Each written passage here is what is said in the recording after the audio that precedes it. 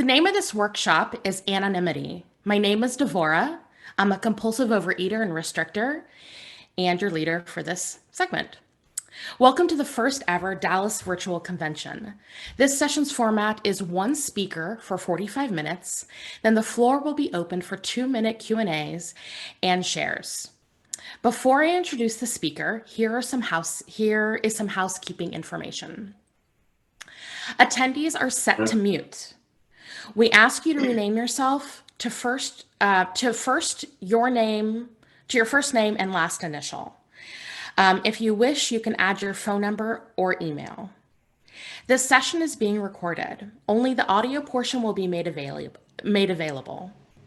Please stop your video if you're walking around, driving, or eating. You will still be able to hear the session. We may turn off your video for you. Please send a chat message when you're ready to have your video turned back on. If you want to change your video settings, click on the View button on the top right of your screen. You may choose either Gallery or Speaker View. Also, please note that chat is set to host only, and questions and comments will only be seen by the host. Our speaker is Terrell. My go? I think we go to the timer to see how you want to be timed. Is that correct? Okay. Sonia? Yes. Would you like a notice? 30. Okay. Yeah, 30 minutes is good. All right. Yeah. Thank you. Yeah. Okay. And you may want to go on. That's how Beverly. Right. I might start gabbing away. Who knows? Good. Hit it. Right? Take it away. Okay. Hi, my name is Charles. I'm a compulsive overeater. Let's see. I'll qualify. My top weight is somewhere around 325 pounds, give or take. The scale stopped weighing me, so I didn't really know what my true top weight is. This dial had 300 on the scale, but it would literally just, I'd get on 1 second and be 185. I get out, jump off, get back on, and it'd be like 220. So it didn't support me. It didn't support over 300 pounds in that scale. Let's see, I have 42 years of abstinence. Right, 42. I got abstinence 79. Let's do the math. Okay, 42. I, like Beverly, who just spoke before, is an opinionated old timer, and I have no problem with saying that. And you can say it. You can say I'm an opinionated old timer. It don't make any difference to me because I've already said it. I already took my inventory. I've seen a lot come and go through the program. A brief little what it used to be like, what it's like now, because I kind of feels like, in our literature it says that for a compulsive reader to believe you, they have to know that you are one. That I'm not this skinny ass guy and it's telling you like, oh, this is the way to do it. You don't know if you haven't been to the fire. And I know what it's like to be picked on mercilessly in school. My nickname is Terrell the Barrel. I was in the 70s.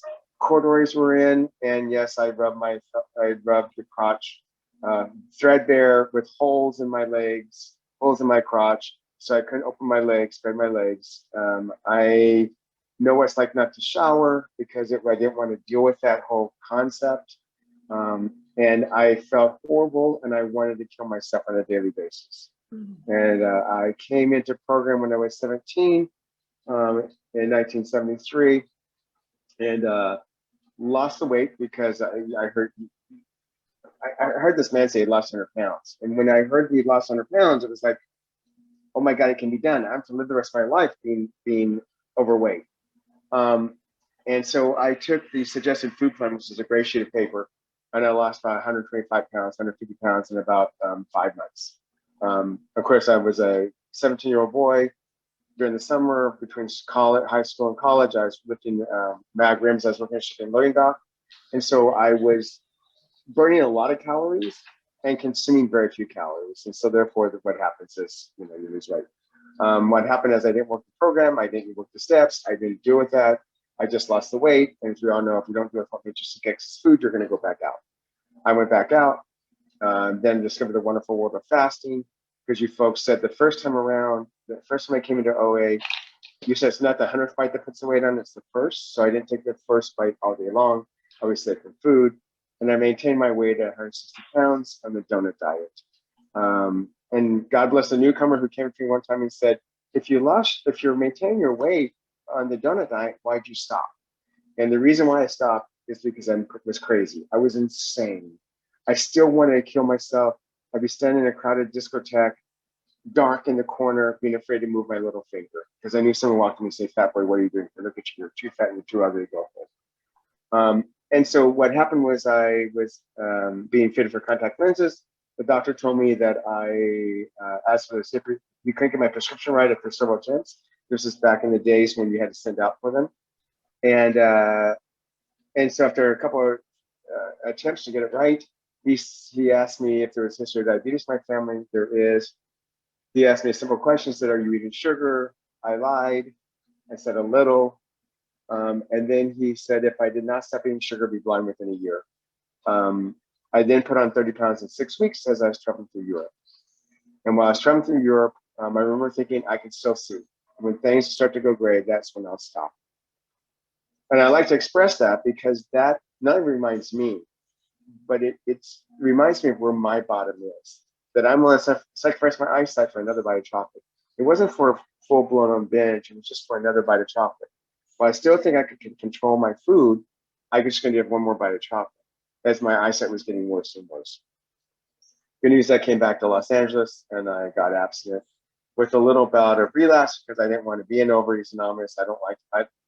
To this day, I'm not a happy member. I'm not happy that I have to be an Overeaters Anonymous. I'm a happy member of Overeaters Anonymous, but I'm not happy I have to be here. And that's fine. As my sponsor said, I don't have to like OA, I love OA, but I just have to. I come here to save my ass. And so here I am, 42 something years later. My abstinent date is January 6, 1979. So now I've seen a lot. So let's talk about anonymity. I have a couple experiences with anonymity. One thing is, if you were in Los Angeles and in Southern California, there's no stars or VIPs, and I fight that dramatically because people want to put me on a pedestal, or they think that, oh, Terrell's really great, so he can fix me, and it's very clear that it's not me. I don't have the magic. The program has the magic. I think the Region 2, it may have been Region 2, I was on the board of the LA Intergroup, and Region 2 came to us and talked about the essence of anonymity. And then one of the reasons why we don't put names on flyers, because in the beginning, we used to put names on flyers when you did a retreat as a draw. Like, oh my God, Natalie's speaking, so I want to go to this retreat. Oh my God, Richie's doing this retreat, so I want to leave this retreat. So it made the emphasis about the person and not about the program. And so it talked about how over at Los Angeles, even when they said, like, even when you say, like, oh, so-and-so, and use names from the podium, like my sponsor, Natalie. Well, then Natalie might have the answer. But Natalie's not the answer. The answer is the 12 steps. So anonymity is to remind us that it's not an individual that has the promise and has the answer. I mean, people like want to come up to. I had one of my dearest friends. I lived with her for a while, and she could not stop binging. And so she was like, really, we lived in the same house. And if I had that magic, then don't you think I would get her abstinent? But I can't. It's not until that person is willing, and I don't have the solution. All I have is my experience. And my experiences take you back to the steps. My experiences take you back to your higher power. That's one thing my sponsor always did, is she always took me back. My sponsor had almost my entire abstinent career. She took me back to God. No matter what I called her about, no matter if it was complaining about some work thing, some money thing, some family thing, some relationship issue, she took me back to my higher power. And so it's not like, oh, she wasn't going like, Terrell, I can fix you. I have the answers for you. I mean, I'm be the first one to tell us, see, I don't have the answers. Have you talked to God? Have you prayed about it? Have you written about it? Have you worked the steps on it? Because that's what anonymity is about. Anonymity is not like, oh, well, it's this individual is the shit. Like this is an individual. You need to go talk to that individual. If that individual says, yeah, I am the shit, and that I know how you should work your life and work your program, then you're going to be like, oh, well, then it's not the 12 steps. It's an individual. Did I tell you I'm an opinionated old timer? I'm an opinionated old timer. So to me, that's and that also comes from experience, right? So I was about 3 years absent, and I moved to Houston, Texas, for about 2 years. And this was in the like 1982. And I was one of the persons for most long-term absence of 3 years. And I was treated as a guru. And when I say it, I'm not being self-righteous and not making this stuff up. Literally, I went to this meeting one time and I was dying on the inside. You know, when you're dying on the inside, you're so friggin' miserable that you drag your ass. It was for the last 5 minutes, just so you can hear the final prayer, just so you can know that, like, yes, I'm a compulsive overeater.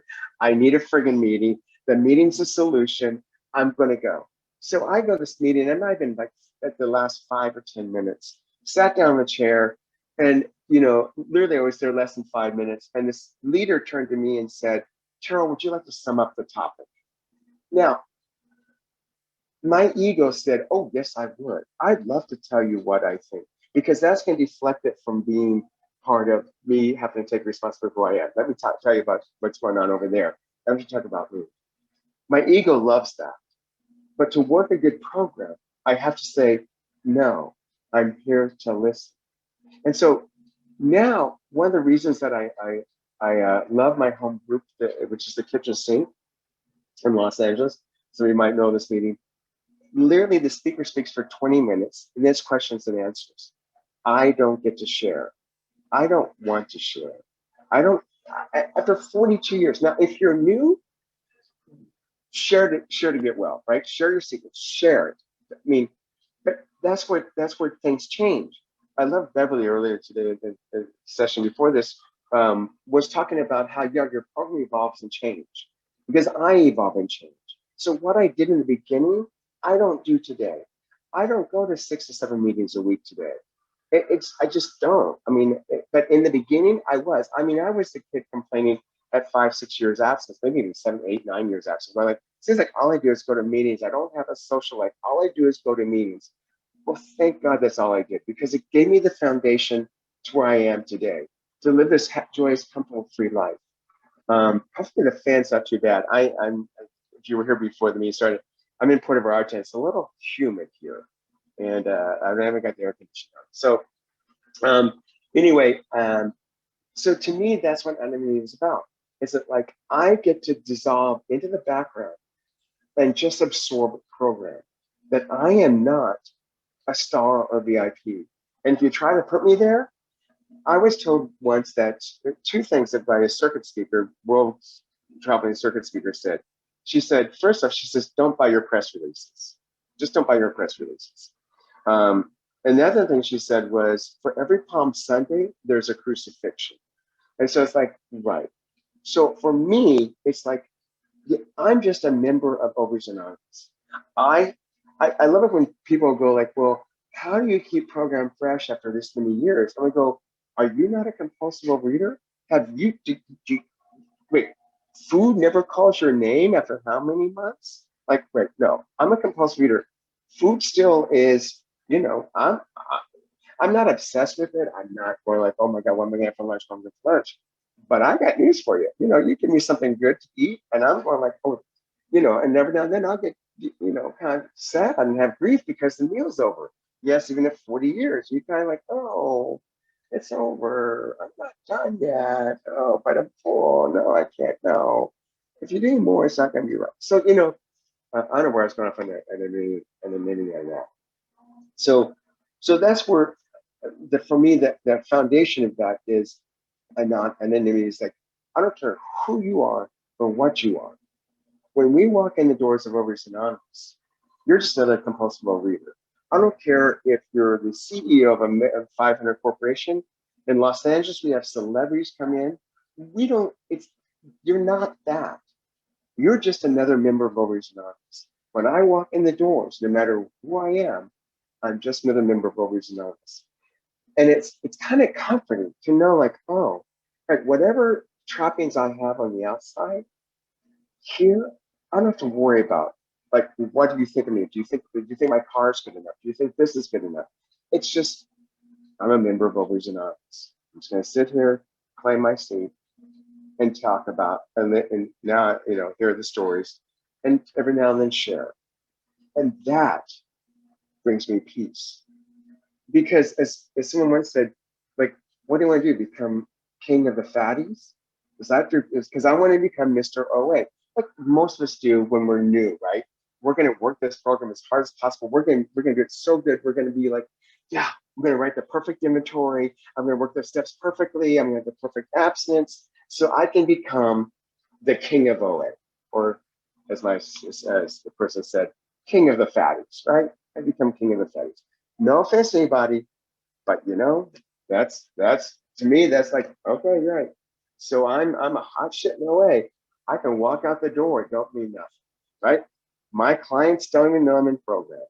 I'm self-employed and they don't know, and it's kind of like it's interesting because it's now even with food. I would tell someone like, oh no, I'm a compulsive reader, so I can't do this with my food. No, you got to like, no, I just go like, I'm allergic. End of story. Well, what happens? Like, I swell up. I swell up, and now I actually do have true food allergies where my esophagus will swell up and I can't swallow. So I can go like, yeah, no, I can't eat the onions. I can't eat onions. It's not really good for me. If I eat onions, you're going to see it's not pretty. And now at 42 years, all my current friends, social friends, they've never seen me binge. They've never seen me overweight. They didn't know, and they kind of make it up and go kind of, oh, the sugar and flour, which is my absence of sugar and flour. That's the made up allergy. The true allergy is if I try to put corn they'll go like, no, you can't eat that. So, but they don't need to know. And but actually, I guess I was going to stories like when someone asks me what happens when you eat sugar or flour, I go like, I become a miserable bitch. That's what happens. And I hate you and you're going to hate me. So do you want me to be the turtle that you love? Or do I become a miserable bitch, I guess bastard, no, to not be misogynist, a miserable bastard who you're going to hate and don't want to be my friend anymore because of manipulating, lying, cheating, stealing, and you're not good enough and because you don't love me enough and all that stuff. Anyway, back to anonymity. The thing that I love about this is that when I can go to a meeting and I can share freely, and I know that if I share in a meeting, it doesn't leave the meeting, right? That's part of anonymity. It doesn't leave the meeting. Now, if someone, I mean, I've done before where I said, so and so might need a phone call. Why don't you drop them? What's going on? Just so and so might need a phone call. Why don't you do an outreach call then, right? If I hear something in a meeting, I don't have to go like, oh, and then she said this, now she's on calls with a relationship and sharing this. No, she just needs a phone call, or he needs a phone call. Why don't you make an outreach call with? Which I think is like staying within it. Now, I know there's a school of thought that says we don't use our last names, or we can use our last names in programs, we can talk stuff like that. I'm not in that school of thought. My school of thought is when I walk in an OA meeting, I'm safe. It's a secure place to be. It's a safe place to be. So I'm full of stories, like Beverly before, if you ever like listen to Beverly. I once spoke at a meeting in Pasadena, Texas. And it was when I was living in Texas when I was 1983, 84. And I got up and shared, and I said, if you want to make this chair your higher power, you can make this chair your higher power. Now that's a program line. I didn't come up with that. I didn't come up with that line. That's a program line, right? You can make anything you want as your higher power as long as it works. So when I said you can make this chair a higher power, this woman stood up and said, that's blasphemy, and stormed out. Okay, well, I was going like, okay.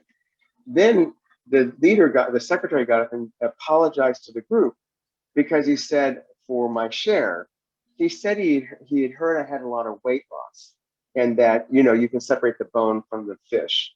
It was like kind of devastating, right? I mean, you kind of like, what a second. Well, then I found out the woman who stood in his class was his wife. And it kind of destroyed me because literally I had to go in the bathroom and cry. And I brought some friends with me and they comforted me, some program friends. That's where we don't go there.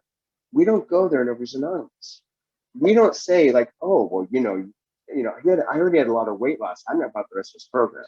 Now I'm also gay, so that might have been an issue when I talked about being gay in program. It doesn't make any difference, which brings to another topic, right? So I am gay in program, and I've been gay in program my entire life. Well, I came out in 1976, so you can do the math. I've pretty much my entire life. I'm 65 now, but it was like one of those things in the early 80s. It wasn't quite acceptable, and I was going to leave Overeaters Anonymous because I couldn't get to the gay meetings in Los Angeles. I was living in Long Beach, just like a 30, 45-minute drive, and for me, this is anonymity. The subject of anonymity. That I was going to pull myself. I was going to give up my chair because I knew you people were going to judge me because I was gay. And what happened was I went to this meeting. This woman smiled at me, and I get kind of teary because of that smile. I'm still a member of Overeaters Anonymous because it was my last meeting. It really was my last OA meeting. Now, probably food might have driven me back again. But what happened was, she said, Terrell, those people that say, faggot as they walk out the door, those aren't the people we want to talk to. Those people that come up to say that was a lovely share, those are the people we want to talk to. And the fact that I'm gay is not relevant when I'm in an Overeaters Anonymous meeting. I'm a compulsive overeater. That's why I'm here. That's the only requirement for membership. It doesn't say to be rich, it doesn't say to be poor. It doesn't say you have to be abstaining all the time. You're just a member of Overeaters Anonymous because you're a compulsive overeater. It doesn't say, well, if you've lost your abstinence 10 times out the door, right? We just say, maybe just keep coming back. And that's the beauty of this program. The other day I spoke, and it was I loved it so much because it made me think of stuff. Because, before you speak, I don't know, you start thinking. Maybe you don't do that if you ever speak, but you start thinking. And it was one thing is kind of amazing about Overeaters Anonymous versus weight loss programs, commercial weight loss programs. I've never been to one, but it's what I hear. Is in weight loss programs they'll go like, well, if you drink 10 glasses of water a day, you might not be so hungry.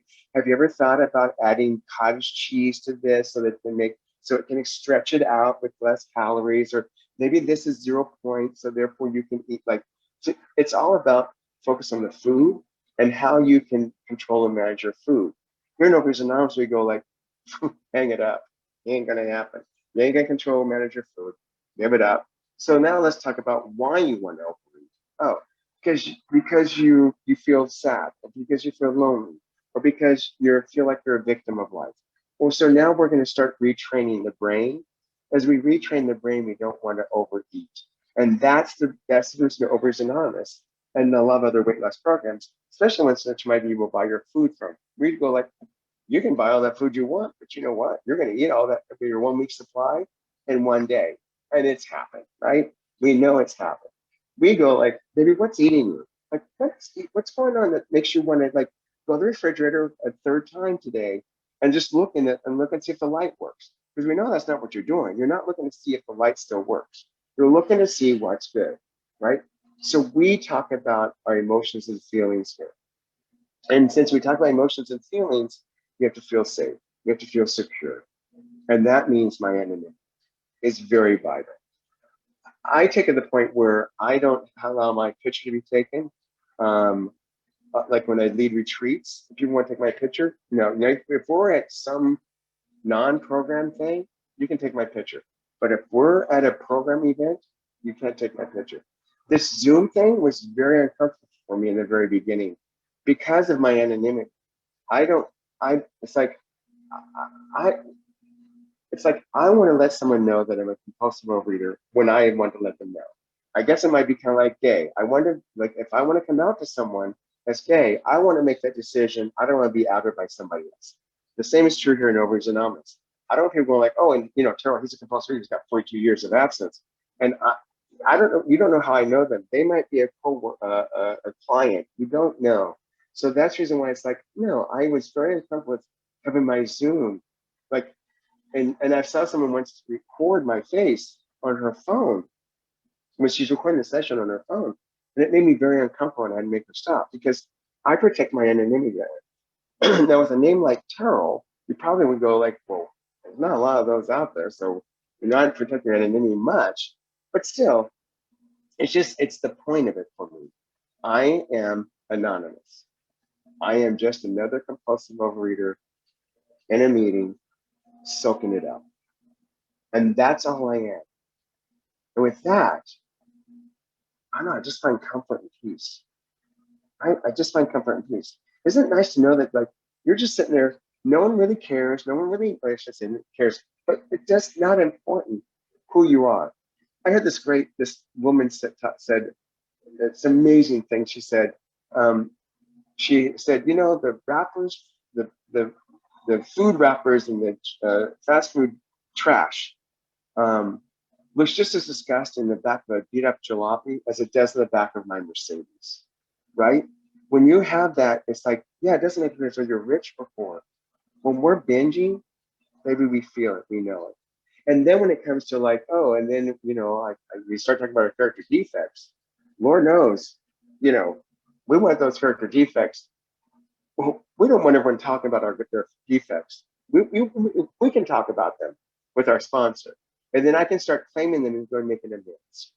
But for someone to go like, oh, well, you need to do this. It's not a crosstalk thing. It's not a whole crosstalk thing. You're like, well, I'm going to give you advice. I'm going to give you my opinion. No, we don't do that. That's not what we do. We're just all compulsive eaters trying to get well. And we all work a 12-step program. And that's our commonality, is we all raise our hands and say we're compulsive overeaters and we want to get better. We all raise our hands and say I'm a compulsive eater, which means I'm petty, I'm jealous, I don't feel like I'm loved enough. You're not doing it right. I can read your mind, and I know you can read mine, or I know you can read my mind. And I know you think I'm ugly, and I know you think I'm horrible, and I think I'm ugly and horrible. And that's when we raised our hands and said, I'm a compulsive overeater. That's what you said. Whether you thought that or not, when you write your inventories, you're gonna go, oh, I guess maybe he was right. Maybe he was right about, like, yeah, maybe I'm a little petty. Maybe I'm a little childish, not childlike, childish, right? The term I love in the big book is we're sensitive people, right? We're sensitive people, which means I'm thin-skinned, and whatever you do is going to irritate me or annoy me or something like that. So, how much time have I got? Sonia, let's see. Sonia, you're muted. What was that? Sonia, you're muted. You got about 25 minutes. Or no, that's wrong. 18 minutes, about 18 minutes. Oh, okay. 18. Okay. I think I'm kind of done. I mean, otherwise I'm just going to go off into more stories, and then, won't have anything to do with anonymity. And there might be questions about anonymity. So, yeah. So you're done? Done. Oh, okay, Carol. Oh. Well, we could hear you for a long time. Go ahead, Terrell. Time is yours. No,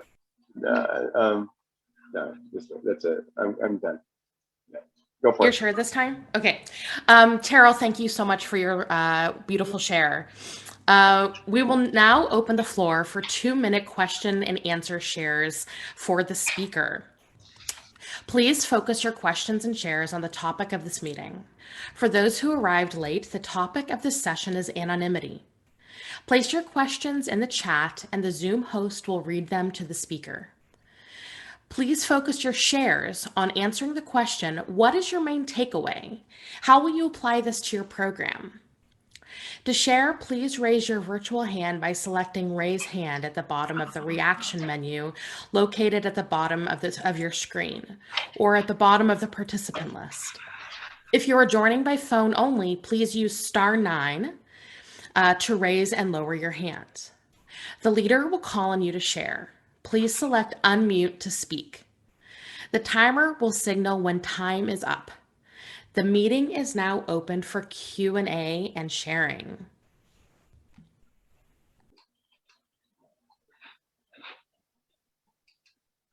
Okay, Diane, would you like to share or ask a question? And you're muted, just so you know, Diane. S. Okay, you don't want to share? You do want to share. She wants okay. to. She's trying to figure out how to unmute. There we go. There she is. I kept hitting unmute and it wouldn't unmute. Okay. Hi, I'm Diane. No, wait, that wasn't intentional, I assure you. Okay. I'm Diane, a compulsive overeater, and I really have enjoyed your share on anonymity. And I totally understand what you said about walking into the room and feeling at home and safe. Because I had somebody go with me one time that's part of my family, and they couldn't believe how different I was when I walked into the meeting. And I told them it's because I feel safe here. I can take all my mask off and I can be me. And I don't have to worry. These people know me and understand me. So thank you so much. I really appreciate your share. Right. We don't have to go like, well, if I say I ate out of the, well, I ate 9 or 10 donuts at a setting. I would say I never ate a dozen, because if you eat a dozen, it makes you a compulsive overeater. But if I tell that to people now, I had 9 or 10 donuts, they look at me crazy. Like, or I say, well, I ate maybe a 1 pound box of cheese chocolate, like all that stuff. We go to OA because it's safe for us to say that there, right? And we know that no one's going to walk out the door and go like, oh my God, can you believe that she ate from the garbage?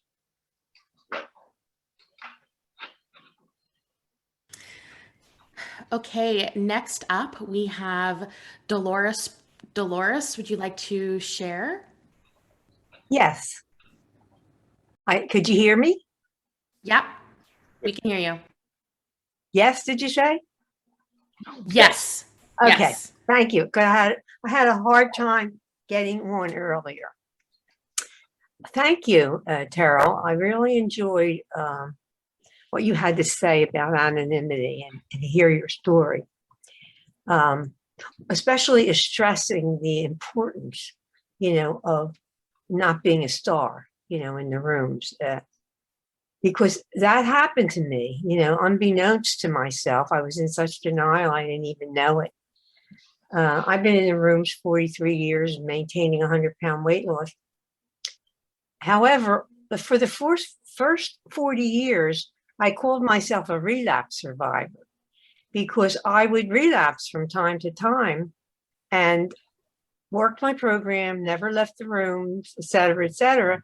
However, I had no idea that my self-esteem, when I first came into the program, I was 42 years old, I'm 86 now. When I first came into the program, I had no self-esteem. It wasn't low, it was no self-esteem. And I loved the program because it helped me to feel my feelings. It helped me to lose weight. It also helped me to feel good about myself. So it gave me some esteem. And I did a lot of service, and I knew a lot of people. And I did become Miss OA. And I loved it. I absolutely loved it. It was a very healthy, positive thing for me, because my belief deep inside of me was I didn't have the right to exist. I think that not only did I have hatred about my disease, I had hatred about myself and everyone else. These were buried deep, deep down inside of me. So OA gave me esteem. That was one thing. However, as years went by, it turned into, you owe me. like the codependency disease. You owe me. I'm doing all this good stuff for you. So you owe me. You should want to hear me. You should, that was so deep inside of me. I There couldn't was even see it. Yeah. 2 minutes. Thank you. Thank you. Yeah. So I couldn't even see it. And that was why I was relapsing all those times, back and forth, back and forth. Today, I am experiencing, and I'll close with this, the 10-step promises, of it's not a problem, food is not a problem, alcohol is not the problem. As long as you stay in fit spiritual condition, I'm experiencing that abstinence. And I never thought it would be possible because I had that sobriety with AA 41 years ago, and I wanted it with OA, Thank you. and I have it today. Thank you. Thank you.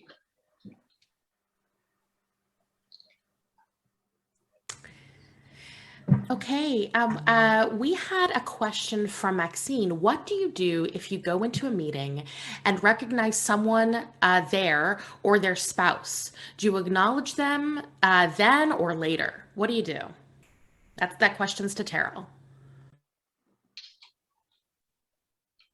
Well, I don't quite You understand the didn't- question because if I Oh, walk I'm into a sorry. meeting, I didn't finish the question. What I meant was you didn't know they went to OA and you're like, oh, I know you, but what am I supposed to do with that? I know you, but I didn't know you went to OA. yes, I've had that happen with a client who was in a meeting, and I walked in and was like, oh, and then it's like, oh, well, they're a member of Overeaters Anonymous, right? So I treat them like any other member of Overeaters Anonymous. Now there's a little side connection that I have with them, obviously, because it's like, oh, well, I was in your office last month, and they're also going like, well, I know you weren't in program either. Like, yeah, well, I don't walk into your office and go like, hi, I'm Carol, I'm a compulsive overeater. I'm here to do your books, right? So it's like, and I have 12-step people, clients and so forth, and friends all my friends know I'm in Overeaters Anonymous. In the beginning, I didn't really talk much about it because I was going like, yeah, like I was kind of, I think it was a shame thing. Like, oh my God, I'm ashamed. And which then that goes back to, this is a moral issue. This is not a moral issue. I'm not weak-willed. It's not a moral issue. I have a disease called compulsive overeating, right? And so when I can get past that and go like, yeah, I'm speaking at a meeting. Yes, I'm a compulsive overeater. Yes, I don't eat sugar and flour because I'm a compulsive overeater. Now I'm not going to tell that to the waiter at the restaurant because I don't care, right? What do you want, right? What do you want for for dinner? So yes, but if I saw someone in an OA meeting, they're a member of Overeaters Anonymous. They got a food issue. I treat them like any other compulsive overeater. I don't know if that answered the question, but it's like, hi. Okay. Thank you. Thank you. Next up, we have Beverly. Would you like to share, ask a question? Yes, I would. I wanted to thank Terrell. You said some very important things that make a difference, and I appreciate that very much, as you always do. And you said something about you're just another bozo on the bus. You're just another member, and it was important for your anonymity. And you said they wanted to treat you like a guru and put you on a pedestal. And you said, no, I can't do that. But I did that. In the early years, they wanted to put me on a pedestal. They thought it took me 4.5 years. My obsession was lifted. I was like a weirdo, in a way, in those years. And they put me on this pedestal and I jumped right on it. And that, I look back and I couldn't be me anymore. And ultimately, it was, I needed it. I understand how weak I was. I understand I had no ego. You loved me till I could love myself. And ultimately in the 90s, I was so involved, I had to leave OA for my own sanity. And I came back. I never left the steps. I never left my squad, but I had to leave the rooms because I had created this terrible morass of Miss OA, and it was killing me. So what you said, and that little thing that you didn't jump on, that you knew to, because you were hurting so much still, but I thought, oh my God. And I'm an attention junkie. So there they were. Anyways, it was very moving and touching for me. And I often talk about that. So thanks. Thanks, Beverly. Thank you. I mean, I was blessed that my sister was the world traveling circuit speaker, and so she was doing that when I came in, and she was the one that was going like, she was teaching me like, no, don't you buy it, don't, because you're gonna. And when I was in Houston, she wasn't there, and I was buying into it. I mean, I summed up the topic. I mean, don't get me wrong, I summed up the topic, but I'm dying on the inside. Yes. And this program is to smash the human ego. That's what this program is about. We have to smash the human ego time and time and time and time again. That's why years 7 and 8 are so difficult, because this is once again an opinionated old timer. When you get to 5 years, people go like, "Oh my God, you got 5 years. You're kind of hot shit. Oh my God, you're kind of good, like right." And then what happens? We start resting our laurels, even though we really don't think we are. We're resting on our laurels. And then what happens is the human ego comes up and grabs that and goes like, "Yeah, aren't we good? Look how good we are. We got 6 years of absence. Look how fabulous we are." And then by around 7 or 8 years, that ego has now taken over, and they're going like, "This is newcomer stuff. This is like." I dealt with this, like, and those old timers lie. They don't, it doesn't get better. It gets worse. Misery loves company. So they lie to me to get me up there with the rest of them. I mean, I said that pounding on the dashboard of a friend's car.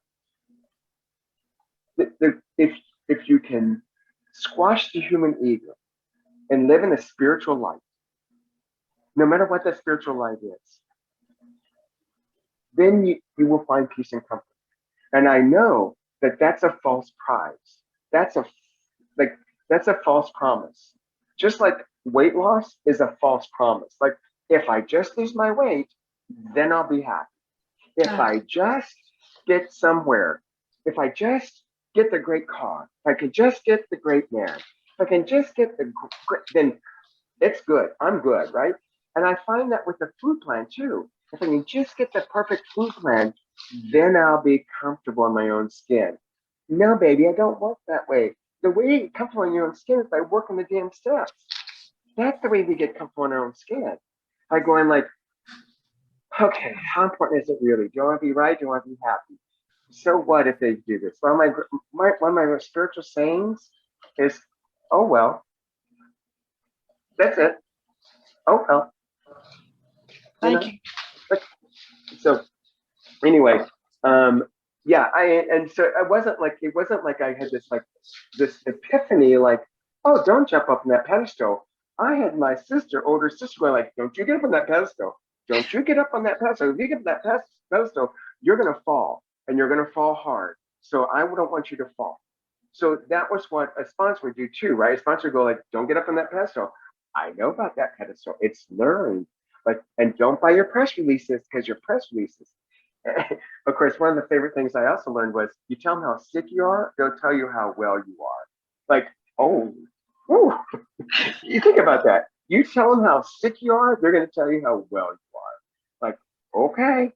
So anyway, I don't know if that was put my 2 cents in. I'm the leader or the speaker, so I can say whatever I want, but not whatever I want. But, Thank you. I don't have that time constraint. Right, Thank you, Sonia? Carol. No That's time right. constraint. You're it, bub. Right. Take it away. I'm reclaiming my time. Okay. It's all right. Go ahead. think Greg Yes. had a question. Yes, thank you. Next up, we have Greg. Would you like to ask a question or share on Sure. what you I'd heard? like to ask a question relating to what I've heard about anonymity. And I'm looking at tradition 12. I'd like for you to, if you could, translate that into layman's language for someone that isn't in program. Maybe has never heard of the 12-step program. And they're thinking, what is this anonymity, spiritual personalities, blah, blah, blah. It's Okay, you're hard going to have enough. to read it to me. Okay. I don't have it memorized by heart. But I thought you were the king of OA and have written all these traditions and all the steps. That's not you? Oh crap, you found out the truth. Tradition 12. I can Anonymity do the is the steps, I can't do the. Go ahead. Sorry. tradition 12. Anonymity is the spiritual foundation of all these traditions, ever reminding us to place principles before personalities. And for someone that's not in program, it's like, what does that mean? What that means, I think is it goes back to that where there is no one person in this program that has all the answers. There's no individual. It is our program. It's a program for living. So the program for living is what's gonna is the spiritual foundation, right? It's not like, oh, well, you know, like Roseanne. I mean, I know Roseanne. I've known Roseanne pretty much the entire time in the program, and it's my opinion. But there was a lot of accolades and adoration for Roseanne. But Roseanne, I knew Roseanne when she was binging, right? I mean, it's like because she didn't stay absent the full length of time. So Roseanne didn't have the answers. She was a conduit, right? I'm a conduit. I can say, this is what I think. This is the way what my experience about program is. But for me to go like, yeah, I'm the expert and nobody's anonymous. I'm the expert in the big book. I'm the expert, and therefore you should follow my program as opposed to what was written in the big book. That's the spiritual foundation of this program. That is no one has the a lock on this program. And I'll be the first one to go. I mean, I tell people all the time, if you follow me around, you probably go like, and you think you work a good program? Oh my God. Oh my God. You just cut that person off. Oh my God. You think you work? And I'm the first one going, I don't think I work a good program. I mean, at 17, 18 years absence, I cut up my sponsor because I just read the OA 12 and 12 and went like, oh my God, I'm working such a lousy program. I'm working such a lousy program. Look at this. Oh my God, look at this literature. Oh my God, it's a lousy program. And she just laughed. I mean, I had 18 years of absence. I was like, you know, speaking at conventions. She just laughed and said, oh, you're full of shit. You know? I mean, and that's, I guess, to me, that explains that spiritual foundation, right? The spiritual foundation. To me, when spirituality is, for me, spirituality is to live by principles that are of a higher good, of a higher elevation. Especially since I'm an atheist, I don't have a supreme being. I don't have a deity. My higher power is peace, love, hope, patience, kindness, acceptance, trust, gratitude, and laughter. Now that's my higher power. So if I have my spiritual foundation is based upon that, then I get to go like, okay, and that's where it's like, oh, well, you're the only one that can tell a joke, or you're the only one that can love, or you're the only one that can bring peace. No, we can all do that. But it's the program. It's not me. And I try to express that many times. People go like, oh my God, you've got to sponsor me. I'm waiting out for you to sponsor me. You've got to sponsor me. Like, no, I don't have to sponsor you. I don't have to sponsor. Like, me sponsoring you is not the answer. The answer is the 12 steps, which is the 12 steps is to get rid of my human ego. That's the purpose of the 12 steps, to squash my human ego. And that's the reason why I can't do the steps once, because my human ego comes back again. And then I got to squash it again, and then it comes up again. And I got to squash it again. So I got to continue to work the steps so I can have peace. And that's not me. That's not me. I didn't create a slogan. Ain't no slogan that I came up with. well, you probably came up, like, if you put I and run, you get ruined, but no one took up and ran with it. So, that shows you how good I am in program. Anyway, hopefully that answered the question. Thank It you. did. So I have your permission to make you my higher power? Sure, you want to come over and do my dishes? I mean, that's what God told you to do then. God said, come over and do Terrell's dishes. Okay, we have Tana next. Would you like to ask a question or share on what you've heard? I'm just going to kind of share about the topic about being a guru and that kind of thing. When I came into OA 42 years ago, I felt so different. Everybody else had the secret of life and I didn't have it. And I was different, and it was different bad. It wasn't different good. But after working the steps and being abstinent, and I have 40 years of abstinence now, and sometimes people wanted to put me on a pedestal and see me as different good. And I don't want to be different good or different bad. I want to be one among many. I want to be part of the fellowship. I don't want.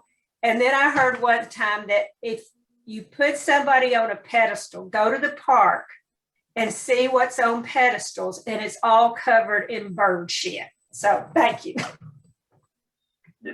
I love to share this story. I was working with, I don't think it was a sponsee at the time or not. We were out having lunch, having dinner. And he was like struggling and so forth and whatever. And he said, yeah, but I'm not like you.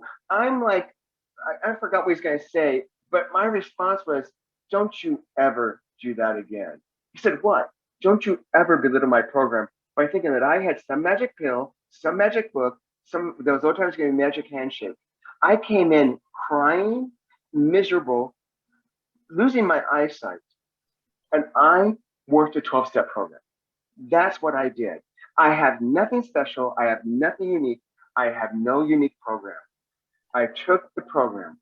I read the big book. I write inventories. I do the do. If you do the do, that will happen. And you know what? Here it is. 42 years later, I don't know. My biggest problem these days is how much time do I spend in Puerto Vallarta? How much time do I spend in Los Angeles? I have homes in both places. That's and I know that seems like a high class problem, but for me, it's a problem, right? And I've also had where I've had hip replacements. So I was in severe pain for years. I've had shoulder replacement, ear replacement. I have HIV.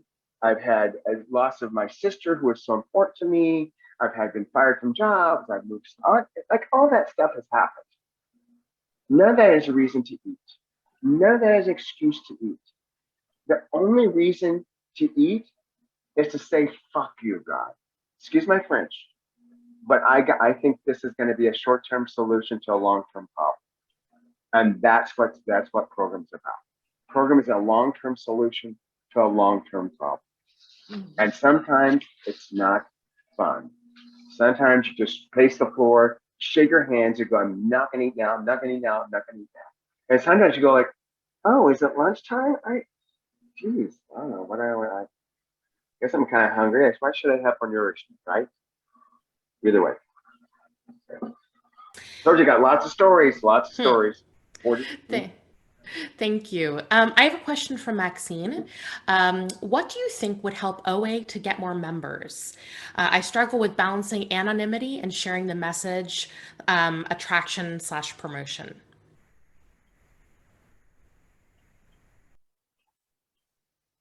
I don't know.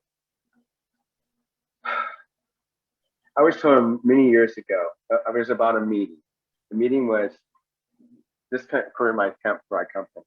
It was called a maintainers meeting. It was back in the early 80s, very early 80s. And either he had been within 10 pounds of a go away to have 30 days of absence to speak at this meeting. And what happened then, there was an influx in the early 80s of anorexics.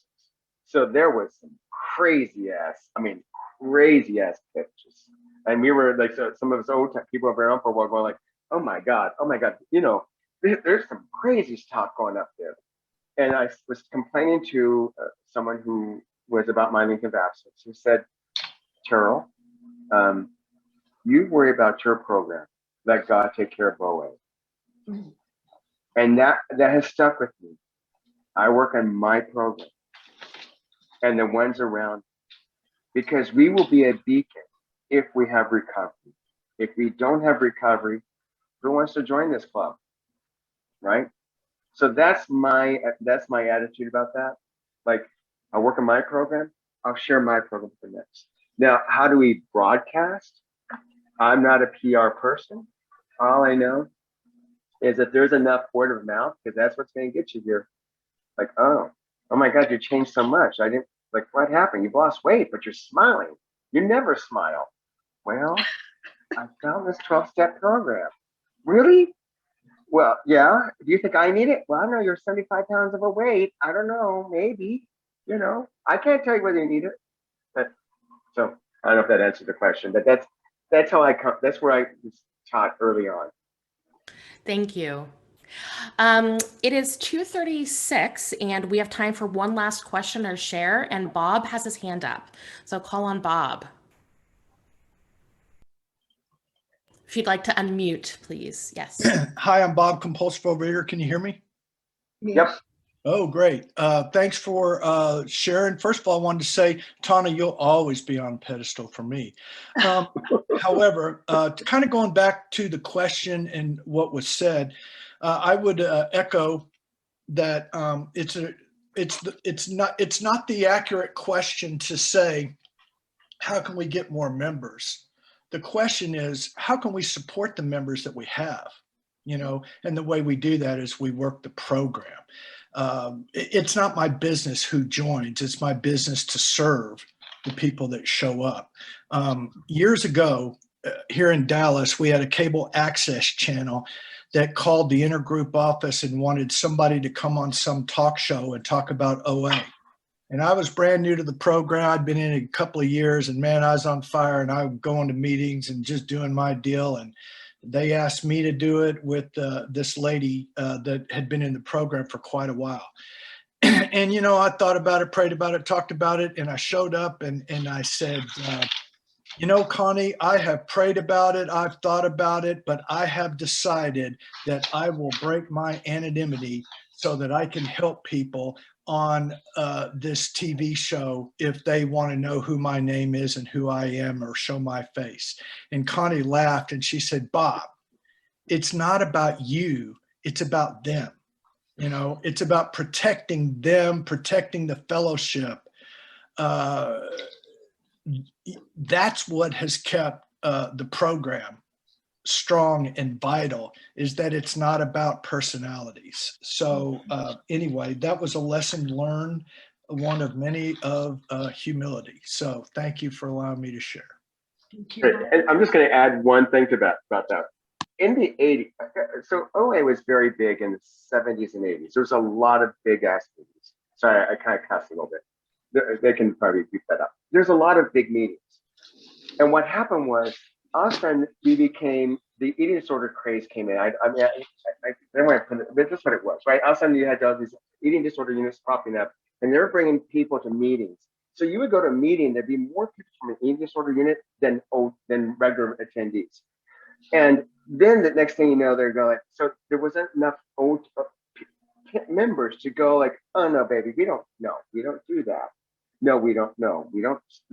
And then next thing you know, the whole teddy bear craze came in, where it was your inner child and you're gonna love your inner child.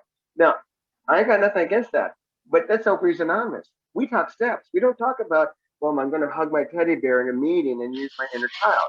No, that's someplace else. We're Overeaters Anonymous. We talk about the steps and how the steps changed my life and how I get better. So what happened, there was a big drop off in attendance because OA lost its purity. It lost its sense of self because it was like, oh, it's about inner child. It was about all these eating disorder units coming in. We have to work on our program, our individual program, which also means service to others, service to intergroup level, service at at their region and world service level. That's what that means. And then OA will be fine. But if you're not fine, when OA, you expect an OA to be fine because you're a member. You're just another member of Ovaries Anonymous. Back to the original topic, just another member of Ovaries Anonymous. Welcome home. So, okay, I'm done. Thanks. Thank you, Terrell. Oh, just on time. Just on time. Thank you. Thank you so much, Terrell. Everyone who held service positions and shared, and everyone who attended this session.